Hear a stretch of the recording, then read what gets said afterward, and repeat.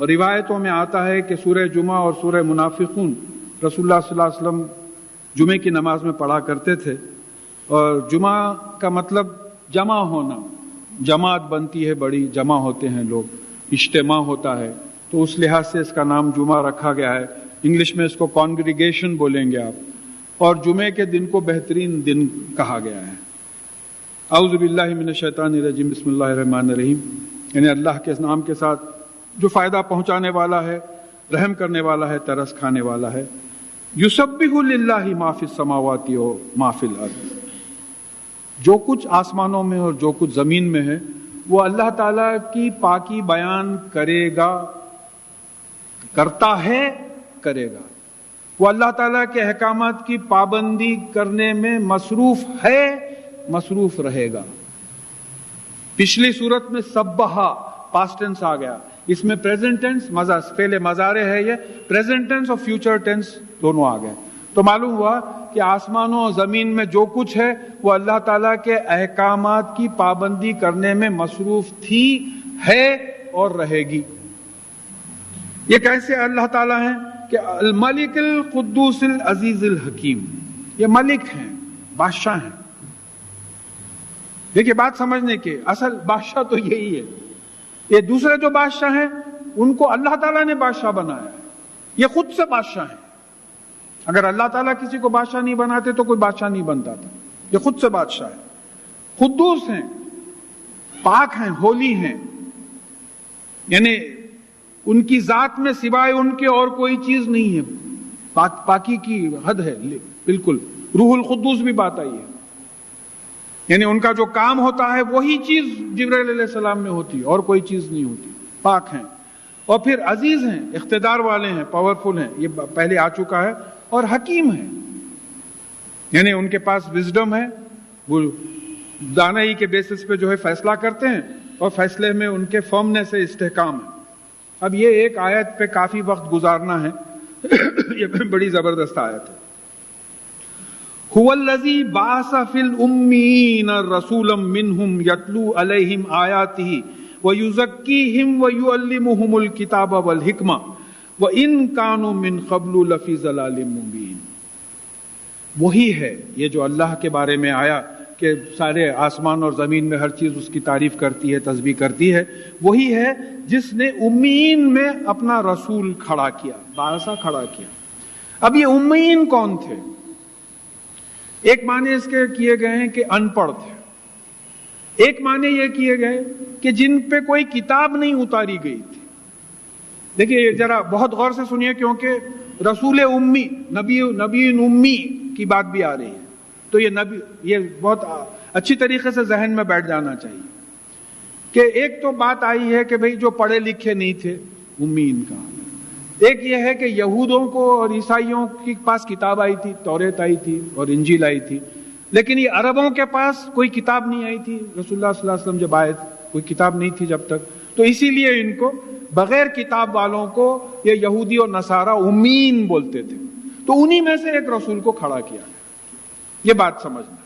پھر اس کے بعد میں دوسری چیز یہ ہے کہ جب قرآن، اب رسول اللہ صلی اللہ علیہ وسلم بھی پڑھے لکھے نہیں تھے، قرآن سے ثابت ہے.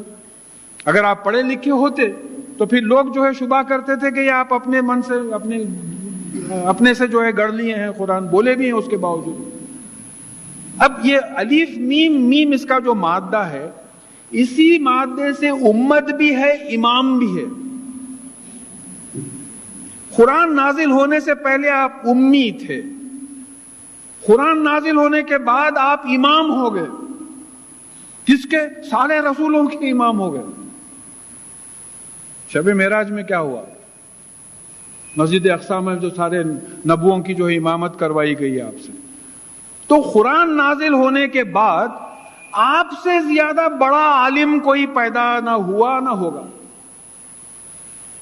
قرآن نازل ہونے کے بعد، کیونکہ یہ اللہ کا کلام ہے، اور جس طریقے سے رسول اللہ صلی اللہ علیہ وسلم نے اس کتاب کو سمجھایا ہے کوئی نہیں سمجھا سکا. تو امی کو ہمیشہ ان پڑھ لینا غلط ہے. امی کو یہ سمجھنا ہے کہ قرآن نازل ہونے سے پہلے آپ پڑھے لکھے نہیں تھے، قرآن نازل ہونے کے بعد آپ کا علم اتنا زبردست ہو گیا کہ آپ اسی لفظ سے امام بھی بنے اور آپ کے تحت ایک امت محمدی آ گئی، ایک امت آپ کے پاس آ گئی، امت بھی اسی سے ہے۔ تو کہا کہ دیکھو اللہ تعالیٰ ہی ہے جس نے جو لوگ کتاب نہیں دیے گئے تھے اس میں انہی میں سے ایک رسول یعنی محمد صلی اللہ علیہ وسلم کو کھڑا کیا، منہم انہی میں سے، یتلو علیہم آیاتی، جو ان کے اوپر آیات پڑھ کے سناتا تھا۔ عام ترجمہ تو یہ ہو گیا۔ اب تلاوت کے کیا معنی ہیں؟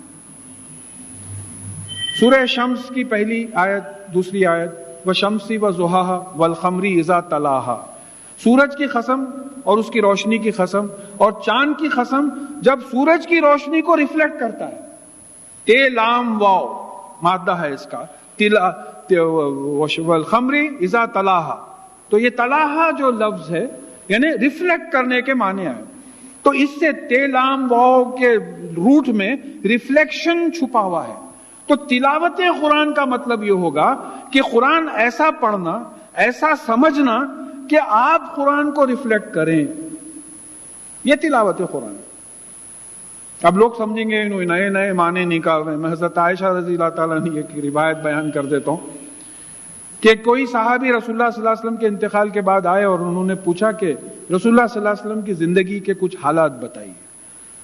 تو حضرت عائشہ رضی اللہ تعالیٰ نے کہا کہ کیا تم نے قرآن نہیں پڑھا؟ خلقہ القرآن، ان کا کیریکٹر، ان کا کانڈکٹ، ان کا بیہیویئر قرآن تھا۔ قرآن نہیں پڑھا تو چلتے پھرتے مجسم قرآن تھے۔ تو اب تلاوت قرآن کا مطلب ہمارے لیے بھی کیا ہوگا کہ قرآن کو ایسا پڑھو، ایسا سمجھو، اس پہ ایسا عمل کرو کہ تم خود قرآن کو ریفلیکٹ کرو۔ تو رسول اللہ صلی اللہ علیہ وسلم کا پہلا کام کیا تھا کہ انہوں نے خود اللہ تعالیٰ کی آیتوں کو پڑھا، اس کو سمجھا، اس پہ ایسا عمل کیا کہ وہ قرآن کو ریفلیکٹ کرنے لگے۔ تو یہ ہے تلاوت قرآن کا مفہوم۔ دوسرا پوائنٹ لیجیے، وَيُزَكِّيهِمْ، اور پھر ان کو یعنی جو صحابہ کی قوم تھی ان کو پاک کیا، تزکیہ کیا ان کی قوم کو۔ تزکیہ کو قرآن نے کیسا سمجھایا؟ وہی سورہ شمس میں چلیے، وَنَفْسٍ وَمَا سَوَّاهَا فَأَلْهَمَهَا فُجُورَهَا وَتَقْوَاهَا قَدْ أَفْلَحَ مَنْ زَكَّاهَا وَمَنْ قَدْ خَابَ مَنْ دَسَّاهَا، یعنی نفس کی قسم اور اس کی جس نے اس کو بنایا ہے، سنوارا ہے، اور اس میں جو ہے اس کے گناہ بھی الہام کر دیے اور اس کی جو ہے نیکیاں بھی الہام کر دی، تو کامیاب ہوا وہ شخص جو اپنے نفس کو پاک کیا۔ تو تزکیہ نفس ایک ٹرم نکلا، نفس اندر کی پاکی، طہارت باہر کی پاکی۔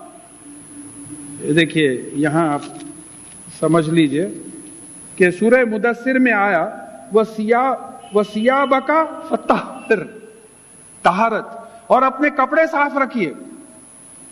طہارت بیرونی چیز ہے، تزکیہ اندرونی چیز ہے۔ میٹیریل چیزوں کی پاکی کو طہارت بولیں گے آپ، قلب کو بھی، دل و دماغ کو بھی طہارت بولیں گے، نفس کو تزکیہ بولیں گے۔ نفس کا کانسٹیٹیوشن نہیں معلوم ہم کو، اتنا معلوم کہ دل میٹیریل ہے، مادی چیز ہے دل، تو اس کے لیے بھی طہارت کا لفظ آئے گا، مادی چیز ہے۔ ایبسٹریکٹ چیز جو ہے، جو غیر مادی چیز ہے، نفس، اس کے لیے تزکیہ آئے گا۔ اب اس کو ہم کو سمجھنا ہے تزکیہ کیا ہے۔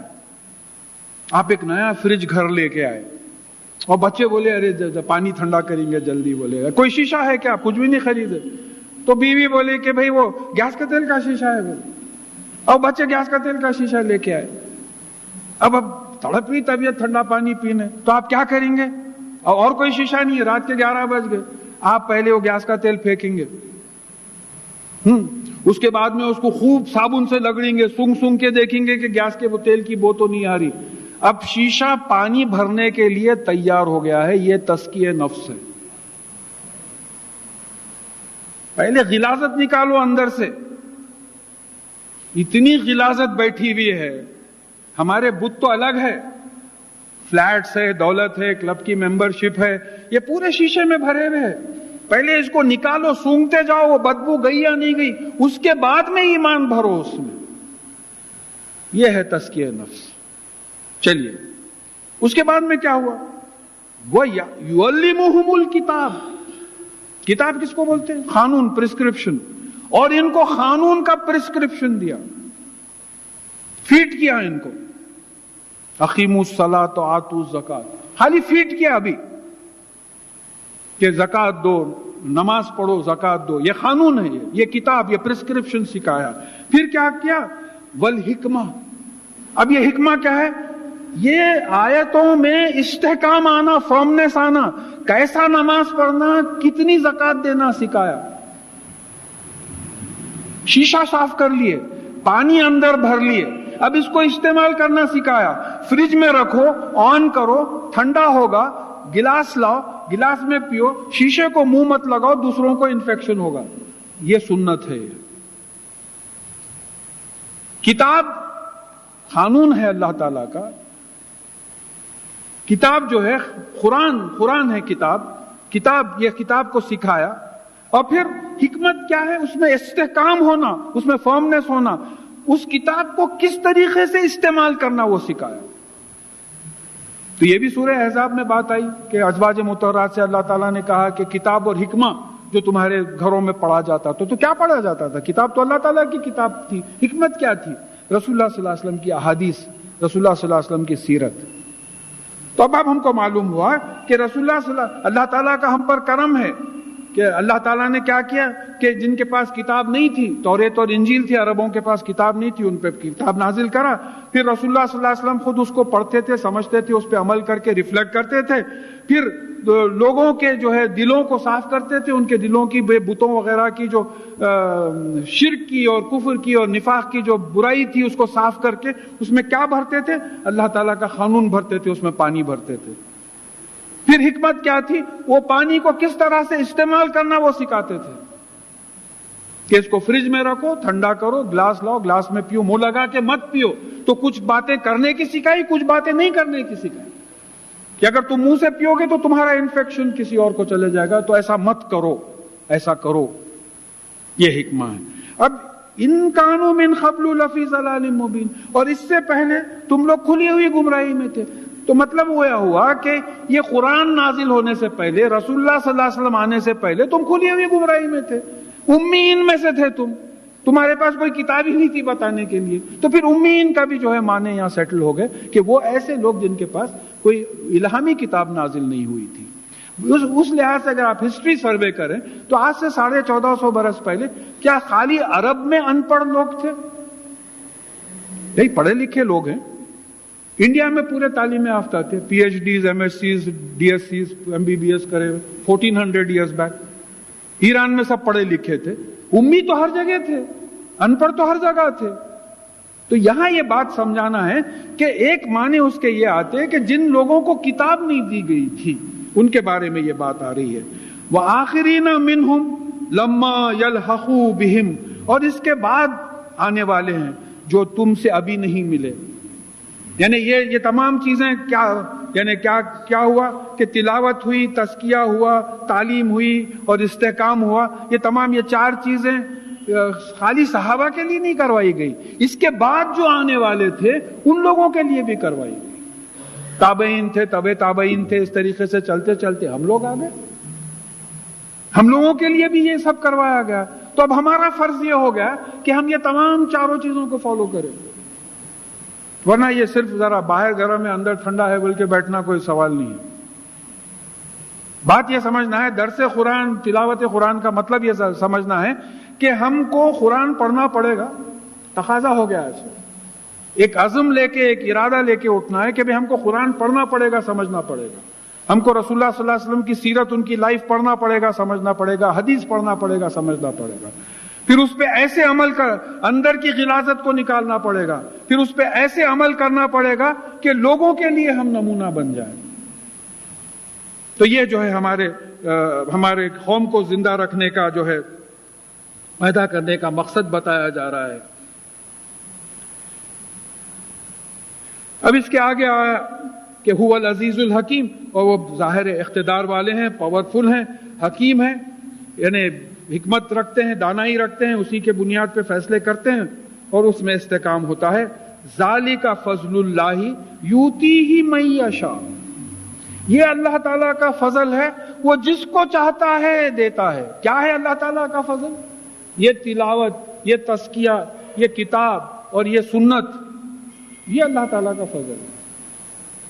اب ہمارے پاس اللہ تعالیٰ کا فضل کیا ہے؟ انہوں اور ایک فلیٹ خریدے کہتے نا ہے میاں اللہ نواز رہا، فضل ہے اللہ تعالیٰ کا، فضل چل رہا ہے، ہمارے پاس فضل یہ ہے۔ اور ہمارے پاس فضل کیا نہیں ہے؟ کیا بولنا حضرت، ان کا بچہ جو ہے داڑھی واڑی چھوڑ لے کے وہ کہاں کی جا رہا لوگوں کے ساتھ، بولے کیا بولنا، بولے اچھا خاصا بچہ، بولے یہ دیکھیں اچھا خاصا بچہ۔ تو آپ یہ سمجھیے کہ یہاں اللہ تعالیٰ بتا رہے ہیں کہ یہ فضل کیا ہے، یہ ہے قرآن سنت کی زندگی جو ہے، یہ اللہ تعالیٰ کا فضل ہے۔ اور یوتی ہی من یشاء، وہ جس کو وہ چاہتا ہے اس کو دیتا ہے۔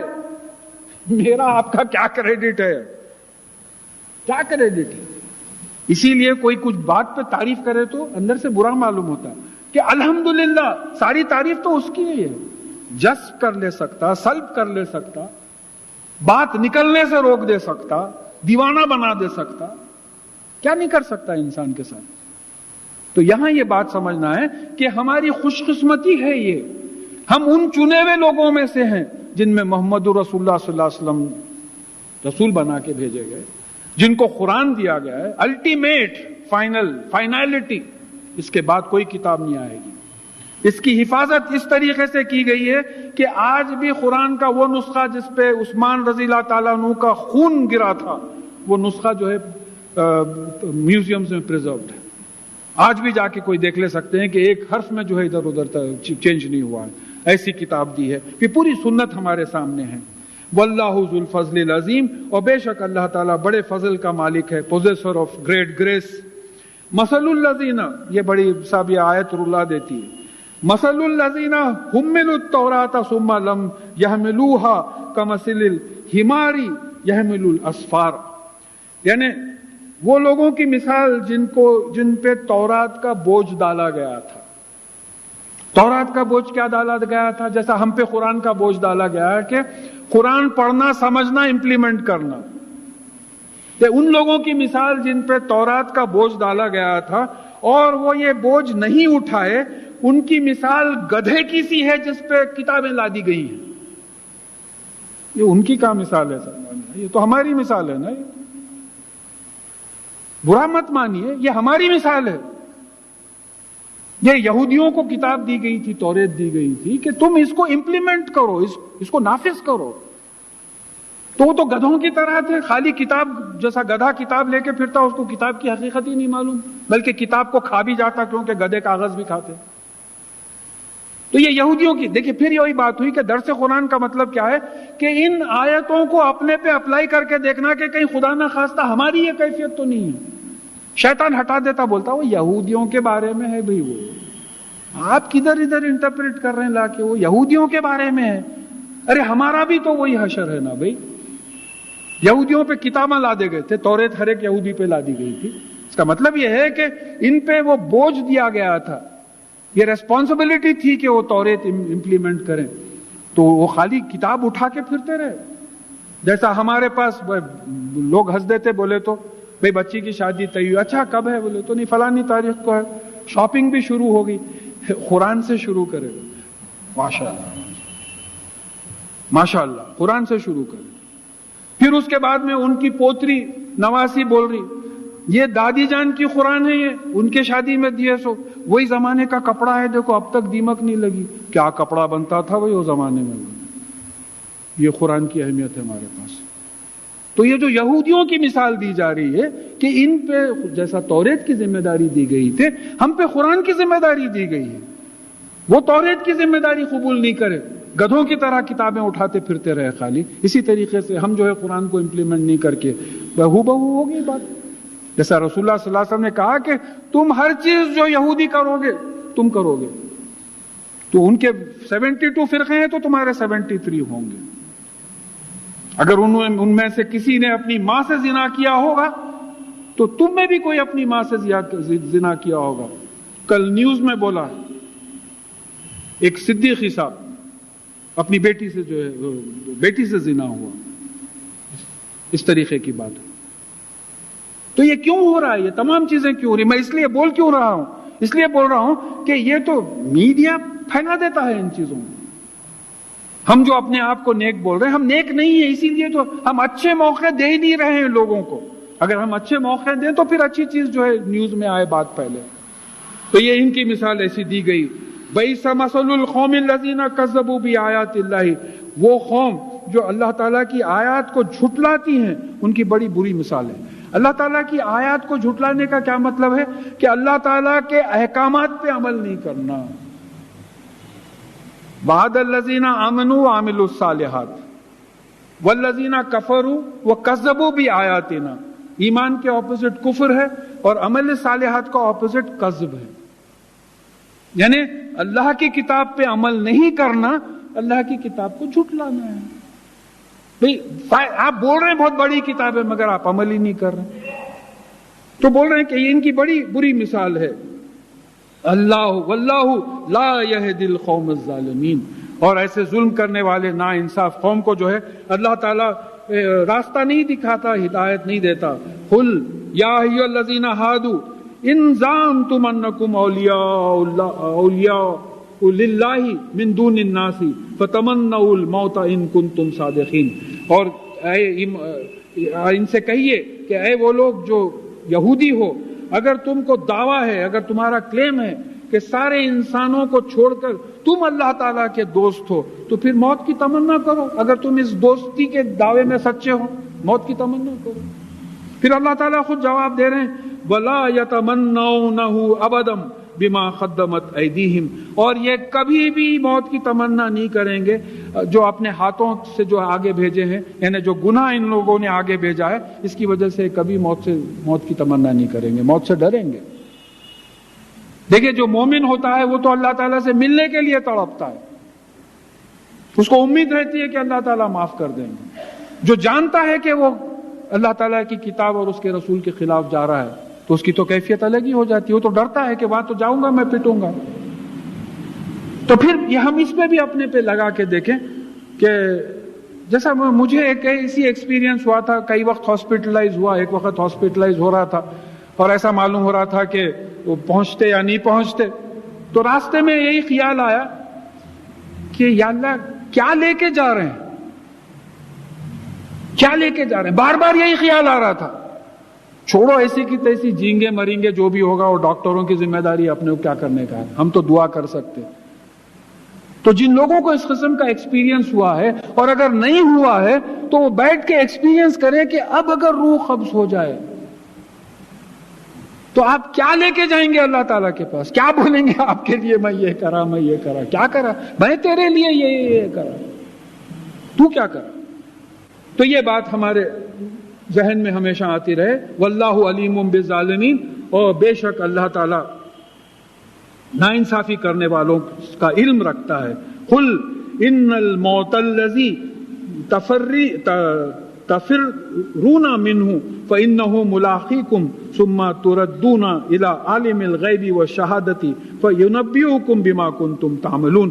آپ ان سے کہہ دیجئے کہ وہ موت جس سے تم بھاگ رہے ہو وہ تم کو آ کر رہے گی، تم اس سے ملاقات کرو گے، اور پھر تم ایک عالم اور غیب و شہادہ، یعنی اللہ تعالیٰ کی طرف جو چھپے ہوئے چیزوں کا بھی علم رکھتا ہے، دکھتی ہوئی چیزوں کا بھی علم رکھتا ہے، اس کی طرف لوٹائے جاؤ گے، اور وہ تم کو انفارم کرے گا، خبر دے گا جو تم کرتے تھے.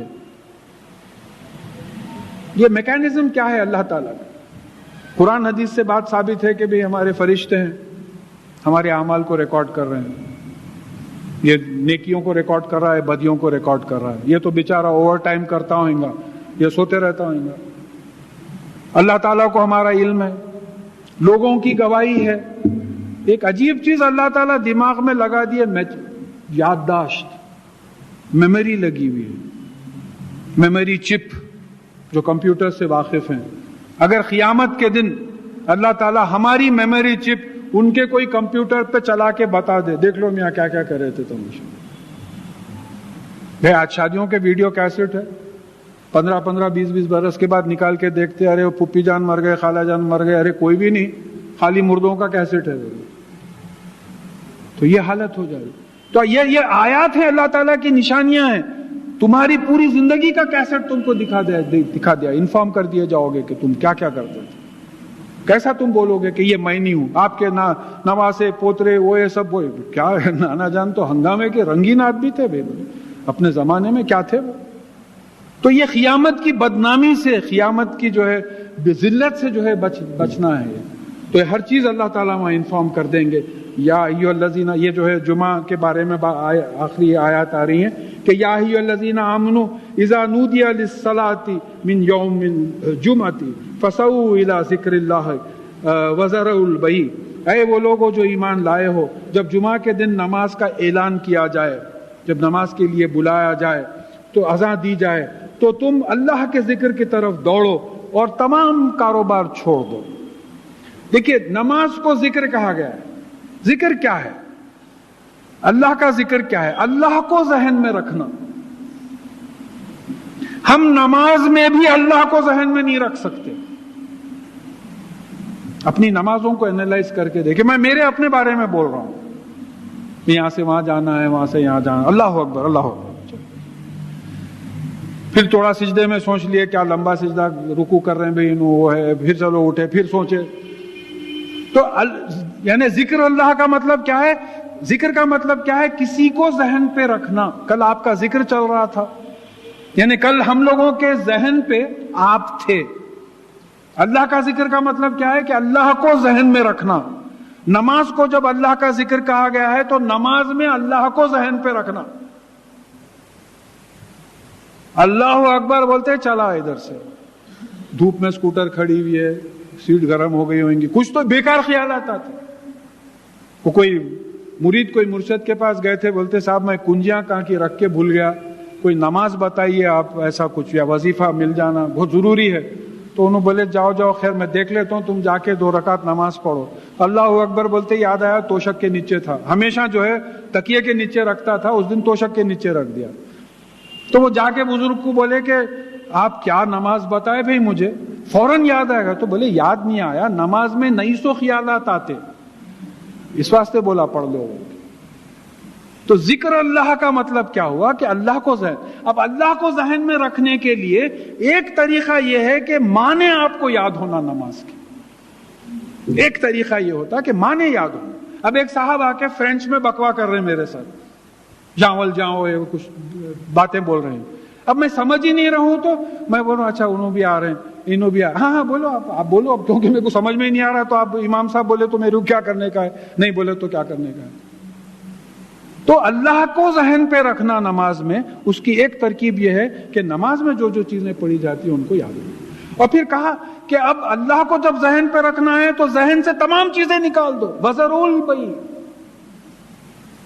چھوڑ دو، بیوپار کاروبار یہ تمام چھوڑ دو. ذالکم خیر لکم ان کنتم تعلمون، یہ بہترین ہے، بیسٹ ہے اگر تم علم رکھتے ہو. اب جمعہ کے بارے میں بات آئی ہے. پہلے ایک حکم آیا ہے کہ صفوں کو پھلانگ مارتے ہوئے مت آؤ. ہمارے پاس بعض لوگ ہوتے، اللہ معاف کرے مجھے بھی ان لوگوں کو بھی، خیر میں نام نہیں لے رہا ہوں، آخری میں آتے ہو، پہلی صف میں آتے. جب جماعت کھڑے رہتی دھکے مارتے ہوئے انگلتے ہوئے پہلی صف میں آتے، اور نماز ختم ہوتے پہلے صف میں پہلے مسجد سے جانا چاہتے. دیکھیے ایک بات ہے، اس سے پہلے ہم پڑھے جب کہا گیا کہ محفل سے اٹھ جاؤ تو اٹھ جاؤ. جب کہا جائے کہ محفل میں جگہ پیدا کرو تو جگہ پیدا کرو، کیونکہ دوسرے بھی رسول اللہ صلی اللہ علیہ وسلم کو سننا ہے، دوسروں کا بھی خیال کرنا ہے. میں پچھلے دفعہ ریاض الجنہ کا ذکر کیا تھا. پرسوں کوئی صاحب حج سے آئے تو وہ سنا رہے تھے، کیا بولنا بھائی ٹھہرے رہنا پڑتا، اٹھتے نہیں لوگ، بیٹھے ہوئے رہتے. ارے لاکھوں روپیہ خرچ کے لوگ آئے ہیں ایسے مقامات پہ بیٹھنے کے لیے، آپ کر لیا، آپ ہٹو، اب دوسروں کو چانس دو. اب کیا ہے، پہلی صف میں ظاہر ہے ثواب زیادہ ملتا، تو آپ جلدی آ جائیے. آپ طریقہ یہ ہے کہ صف ایسی بھرنا چاہیے، پھر دوسری صف، پھر تیسری صف، اس طریقے سے.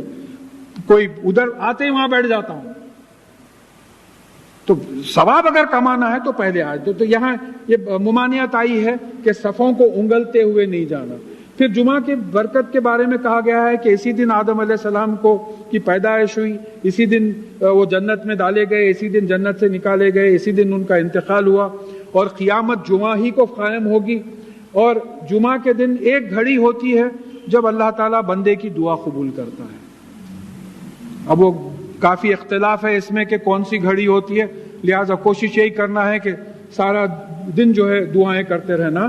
اور جمعہ کے دن درود شریف پڑھنے کی بڑی ہدایت آئی ہے کہ رسول اللہ صلی اللہ علیہ وسلم کے درود کیا ہے یہ بھی ہم لوگ نہیں سمجھتے۔ درود کیا ہے؟ اللہم صلی علی محمد وعلی آل محمد، یعنی صلی علی، آپ رحمت کی طرف، رحمت سے توجہ کیجئے، صلی مسلی، توجہ کرنا، رجوع ہونا، آپ رحمت کی نظر سے رجوع ہوئیے محمد صلی اللہ علیہ وسلم پر اور ان کی آل پہ، ان پہ برکتیں نازل کیجئے، ان پہ اور ان کے اولاد آل پر جو ہے برکتیں نازل کیجئے۔ یہ دعا ہے، رسول اللہ صلی اللہ علیہ وسلم کے لیے دعا مانگنا ہے۔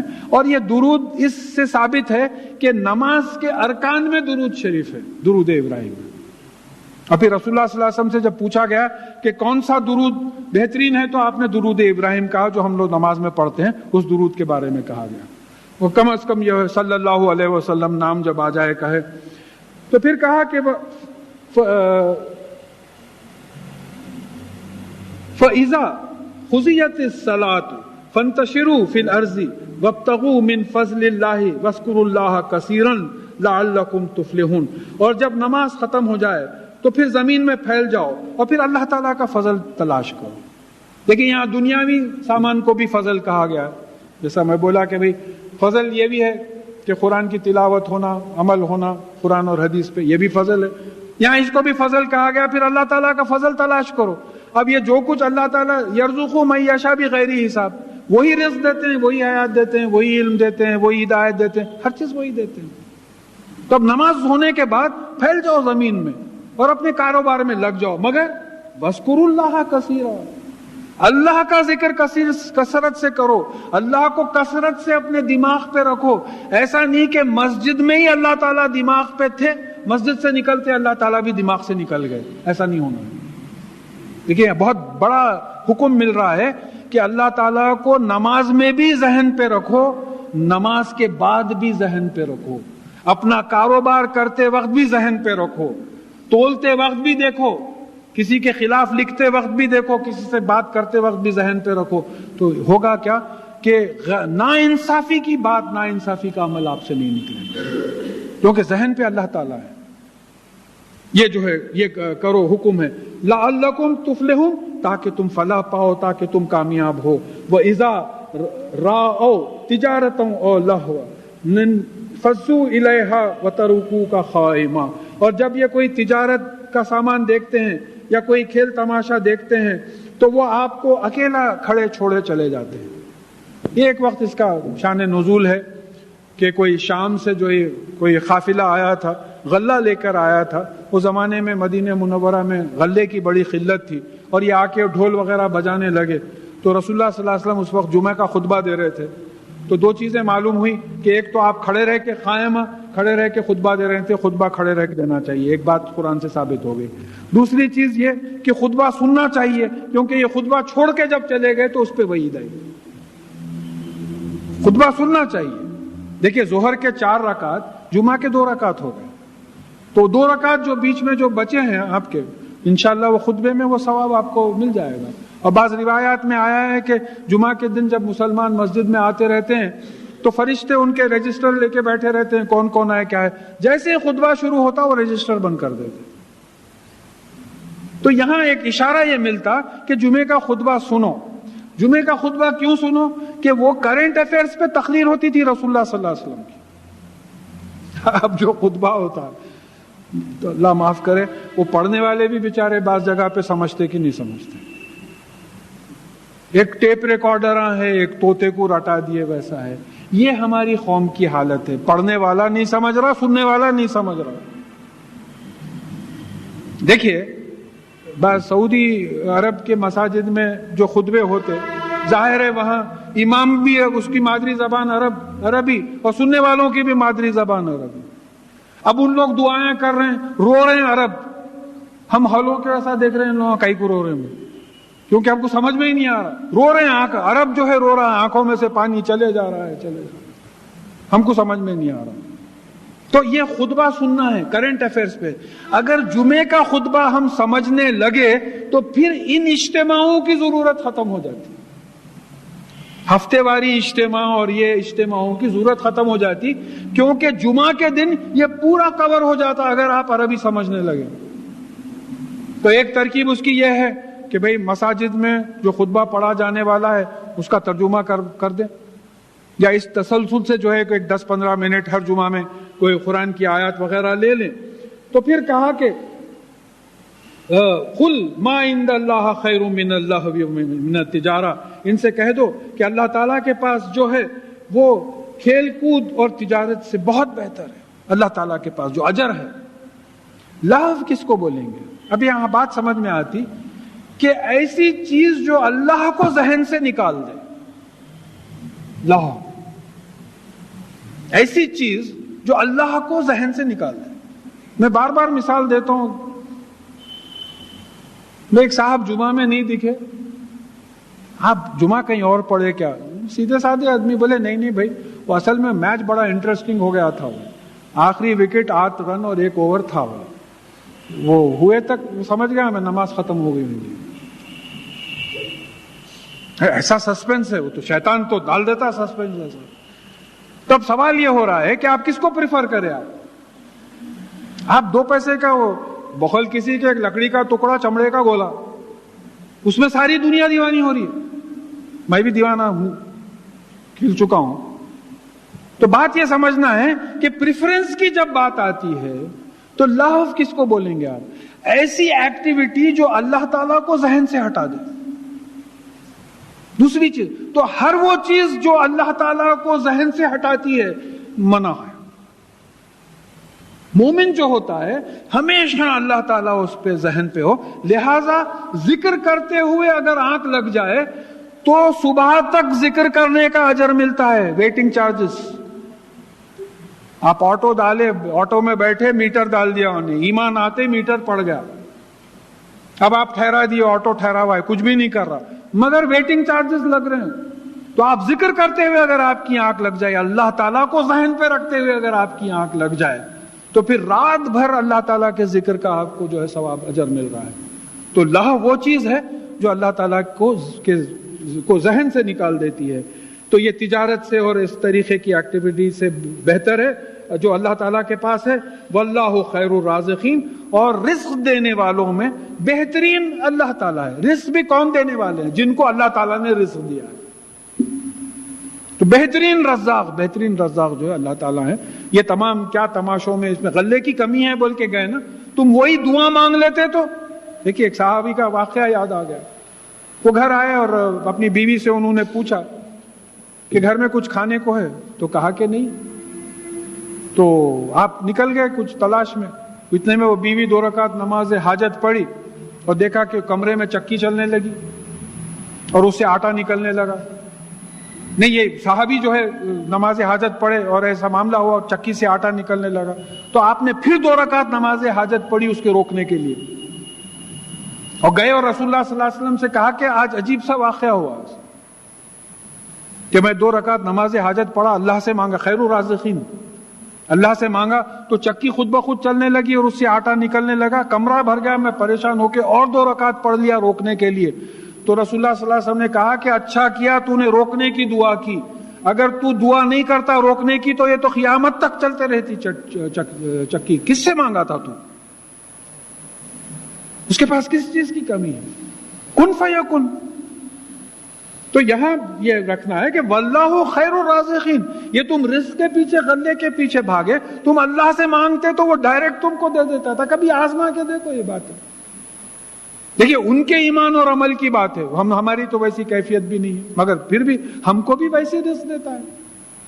بعض اوقات سوچتا ہوں میں کہ وظیفہ ہو گیا، کوڑی کا کام نہیں کر رہے، جب دل بولا سوتے، جب دل بولا اٹھتے، مگر پینشن دے رہے، فضل ہے، بغیر کام کے دے رہے، اتنا دے رہے کہ بیچارے کمانے والوں کو اتنا نہیں مل رہا. باہر سے جو لوگ کما کے لائے ہیں، ادھر ادھر انویسٹ کر رہے ہیں، گھر میں بیٹھے ہوئے مل رہا ہے. تو یہ بات سمجھنا ہے کہ رزق دینے میں اللہ تعالیٰ سے بہتر کوئی رزاق ہو نہیں سکتا، خیر الرازقین. تو انشاءاللہ